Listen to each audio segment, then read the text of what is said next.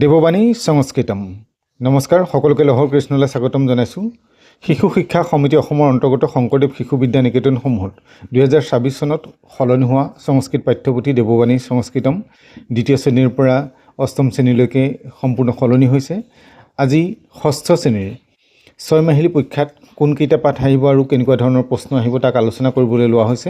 ভিডিঅ'টি আৰম্ভণিৰ পৰা শেষলৈকে চাবা আৰু লাইক কমেণ্ট কৰি কেনে লাগিছে জনাবলৈ নাপাহৰিবা। প্ৰথমতে দিয়া হৈছে মংগলাচৰণম। প্ৰথম আমি মংগলাচৰণটো মুখস্থ কৰিব লাগিব আৰু সেইখিনি ভাল ধৰণে লেখি অভ্যাস কৰিব লাগিব। প্ৰথম পাঠ আছে বৰ্ণবিন্যাস। বৰ্ণবিন্যাস পাঠটোৰ বৰ্ণসমূহ কেনেধৰণে বিন্যাস কৰা হয়, কেনেধৰণে সন্ধি ভঙাৰ দৰে বৰ্ণসন্ধি কৰা হয় সেইখিনি দেখুওৱা হৈছে। গতিকে ইয়াৰ পাঠটোৰ লগতে বিভিন্ন ধৰণৰ শব্দ তোমালোকে বৰ্ণবিন্যাস কৰাৰ অভ্যাস কৰিবা। তেতিয়া যিকোনো শব্দ দিলেও পাঠৰ নহ'লেও তোমালোকে বৰ্ণবিন্যাসটো কৰিব পাৰিবা। দ্বিতীয় পাঠত আছে আগচ্ছ স্মৰামহ। আহা স্মৰণ কৰোঁ, মনত ৰাখোঁ। ইয়াত অসমীয়া অনুবাদৰ সৈতে ইতিমধ্যে পাঠখিনি আগবঢ়াই থোৱা হৈছে। বিদ্যালয়ে যোগঃ ভৱতি আচাৰ্যঃ ছাত্ৰাণৰ যোগং শিক্ষয়তি যোগেন চিত্তং। এইখিনি কথাখিনি তোমালোকে ভাল ধৰণে মনত ৰাখিবা। আৰু তৃতীয় পাঠত দিয়া হৈছে ক্ৰিয়াপদ পৰিচয়। ক্ৰিয়াপদ কোনবোৰ হয়, কৰ্তাৰ লগত ক্ৰিয়াপদ সংযোগ কৰি পেলাই ইয়াত দেখুওৱা হৈছে। তোমালোকে ভিডিঅ'টোৰ আগতো দেখুওৱা হৈছে, এইখিনি চাবা। অভ্যাসত দিয়া হৈছে তেনেকৈ মিলাবলৈ। তাৰপিছত আকৌ 2 নম্বৰ প্ৰশ্নটো দিয়া হৈছে বদতি, বাদয়তি, স্থলয়তি এনেকুৱা ধৰণৰ শব্দখিনি লৈ পেলাই মাতা বস্তং কি হ'ব, স্খালয়তি, শিশুহু, বদতি এনেকুৱা ধৰণে কৰ্তাৰ লগত ক্ৰিয়াপদটো সংযোগ কৰি দেখুৱাব লাগে। কৰ্তা অনুসৰি ক্ৰিয়াপদ হয়, সেইখিনি তোমালোকে মনত ৰাখিবা। যেনেকৈ অহং বুলি আৰম্ভ হ'লে মিয়ে শেষ হ'ব, চহ বুলি আৰম্ভ হ'লে টিয়ে শেষ হ'ব, তেনেকুৱা ধৰণৰ বাক্যখিনি হয়। তাৰোপৰি ইয়াত কিছুমান খালী ঠাই দিয়া হৈছে আৰু প্ৰয়োজনীয় কিছুমান কাৰ্য দিয়া হৈছে, সেইখিনি চাবা। চতুৰ্থ পাঠত দিয়া আছে গীতম।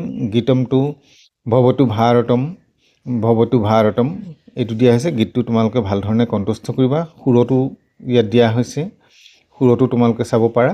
নহ'লে অন্য ধৰণে যদি সুৰ নহয় তেতিয়াহ'লে ইভাগে কণ্ঠস্থ কৰি অন্ততঃ 10 শাৰীলৈকে তোমালোকে মনত ৰাখিবলৈ চেষ্টা কৰিবা। যিহেতু মুখস্থ লিখিবলৈ দিয়া হয়, নহ'লে ইয়াত খালী ঠাই পূৰ কৰিবলৈ দিয়া হয়। পঞ্চম পাঠত আছে বিদ্যায়াহা বুদ্ধিৰ উত্তমহা। এইটো পাঠত বিশেষকৈ প্ৰশ্নোত্তৰ তোমালোকে মন কৰিবা। প্ৰশ্নোত্তৰখিনি চাবা। একপদনৰ উত্তৰত আছে আৰু পূৰ্ণবাক্যানৰ উত্তৰত আছে, সেইখিনি আছে। বিপৰীত শব্দ আছে, সেইখিনি তোমালোকে ভাল ধৰণে চাব লাগিব। বিপৰীত শব্দ স্ম প্ৰযোজ্য কৰিব লাগে। উদাহৰণ অনুসাৰে ধাতু প্ৰত্যয় পৃথক কৰোঁতে ধাতু আৰু প্ৰত্যয়টো বেলেগ কৰি দেখুৱাব লাগে। বুৎপত্তি কৰাৰ দৰে এইটো নিয়ম, বুৎপত্তি কৰা বুলি ক'ব পাৰি। তাৰপৰা বিভিন্ন প্ৰাকৃতিক পদক ৰেখাংকিত কৰা আছে, সেইখিনি চাব লাগিব। লিট লকাৰে ক্ৰিয়া পৰিৱৰ্তন কৰিব লাগে। লিট লকাৰে লঙত আছে, তাক লিটলৈ নিব লাগে শব্দটো। যেনেকৈ অভৱত, ভৱিষ্যতি তেনেকুৱা ধৰণে কৰিব লাগিব এইখিনি। ষষ্ঠ পাঠত আছে কল্পনা চাওলা পাঠটো। কল্পনা চাওলা পাঠটোতো তেনেধৰণে খালী ঠাই দিয়া হৈছে, খালী ঠাই পূৰ কৰিবলৈ। তাৰ বাবে তোমালোকে অন্ততঃ কল্পনা চাওলাৰ বিষয়ে 5টা বাক্য মনত ৰাখিবলৈ চেষ্টা কৰিবা।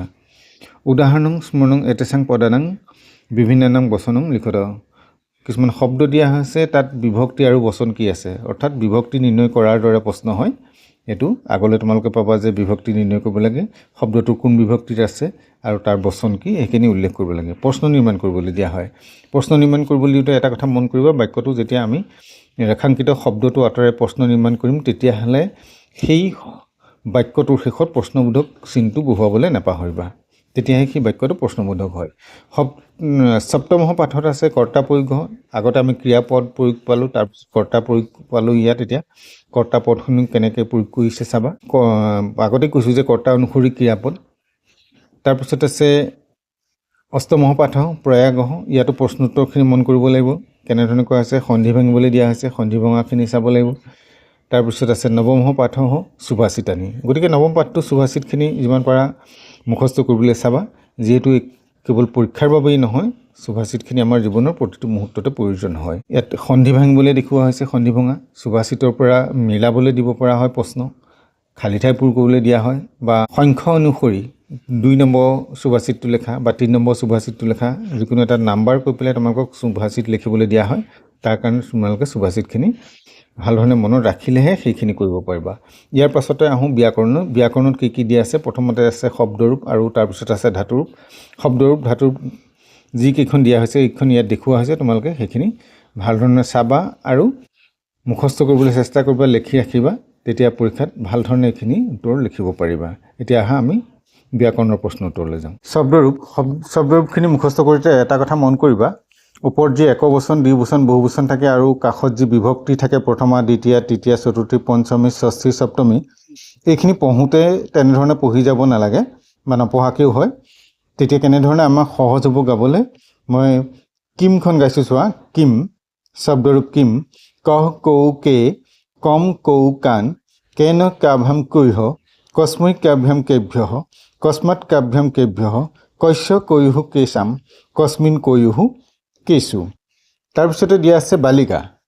বালিকাখনত তেনেকৈ বালিকা বালিকে বালিকাহা বালিকাম বালিকে বালিকাহা বালিকয়া বালিকাভ্যাম বালিকাভিঃ বালিকাयै বালিকাভ্যাম বালিকাভ্যঃ বালিকায়াঃ বালিকাভ্যাম বালিকাভ্যঃ বালিকায়াঃ বালিকায়োঃ বালিকানাম বালিকায়াম বালিকায়োঃ বালিকাসু বালিকে বালিকে বালিকাহা তাৰপিছত দিছে গজখন গজহ গজৌ গজাহা গজম গজৌ গজান গজেন গজাভ্যাম গজৈহ গজায় গজাভ্যাম গজেভ্যঃ গজাত গজাভ্যাম গজেভ্যঃ গজস্য গজৈহ গজানাম গজৈ গজয়ৌ গজেষু গজহ গজৌ গজাহা আৰু দেৱ শব্দৰূপখনো এই নৰ গজ শব্দৰ দৰেই গাব পাৰি কেনেকৈ দেৱঃ দেৱৌ দেৱাহা দেৱম দেৱৌ দেৱান দেৱেন দেৱাভ্যাম দেৱৈহ দেৱায় দেৱাভ্যাম দেৱভ্যঃ দেৱাত দেৱাভ্যাম দেৱেভ্যঃ দেৱস্য দেৱৈহ দেৱানাম দেৱে দেৱৈহ দেৱেষু হে দেৱঃ হে দেৱৌ হে দেৱাহা ঠিক তেনেধৰণেই গাব পাৰি ইয়াৰ পিছতে আছে আৰু লতাখন কেনেধৰণে আছে বালিকা শব্দৰ দৰে গাব পাৰি লতা লতে লতাহা লতাম লতে লতাহা লতয়া লতাভ্যাম লতাভিঃ লতাयै লতাভ্যাম লতাভ্যঃ লতায়াঃ লতাভ্যাম লতাভ্যঃ লতায়াঃ লতায়োঃ লতানাম লতায়াম লতায়োঃ লতাসু লতা লতে লতাহা ইয়াৰ পিছতে আহিলোঁ ধাতুৰ ওপৰলৈ বদ ধাতু লত লকাৰ বদতি বদতঃ বদন্তি বদসি বদথঃ বদথঃ বদামি বদাবহ বদামহ ইয়াৰ পিছতে আহিলে লং লকাৰ অবদত অবদতাম অবদন অবদহ অবদতম অবদত অবদম অবদাব অবদাম লিট লকাৰত আছে বদিষ্যতি বদিষ্যতঃ বদিষ্যন্তি বদিষ্যসি বদিষ্যতঃ বদিষ্যথ বদিষ্যামি বদিষ্যাবহ বদিষ্যামহ লোটত আছে বদতু বদতাম বদন্তু বদহ বদতম বদত বদানি বদাব বদামহ বিধিলিংগত আছে বদিত বদিতাম বদেয়ুহু বদে বদিতম বদিত বদেয়ম বদেব বদেম এই খাদ ধাতুখন কেনেকৈ খাদতি খাদতঃ খাদন্তি খাদসি খাদতঃ খাদথ খাদামি খাদাবহ খাদামহ লঙত আছে অখাদত অখাদতাম অখাদন অখাদহ অখাদতম অখাদত অখাদম অখাদাব অখাদাম লিটত আছে খাদিস্যতি খাদিস্যতঃ খাদিস্যন্তি খাদিস্যসি খাদিস্যতঃ খাদিস্যথ খাদিস্যামি খাদিস্যাবহ খাদিস্যামহ লোটত আছে খাদতু খাদতাম খাদন্তু খাদহ খাদতম খাদত খাদানি খাদাবহ খাদামহ বিধিলিংগত আছে খাদেত খাদেতাম খাদেয়ুহু খাদে খাদেতম খাদেত খাদেয়ম খাদেব খাদেমহ তাৰপিছতে আহিলে ধাতুৰূপ যি জয়তি জয়তঃ জয়ন্তী জয়সি জয়থঃ জয়থ জয়ামি জয়াবহ জয়ামহ লঙত আছে অজয়ত অজয়তাম অজয়ন অজয়ঃ অজয়তম অজয়ত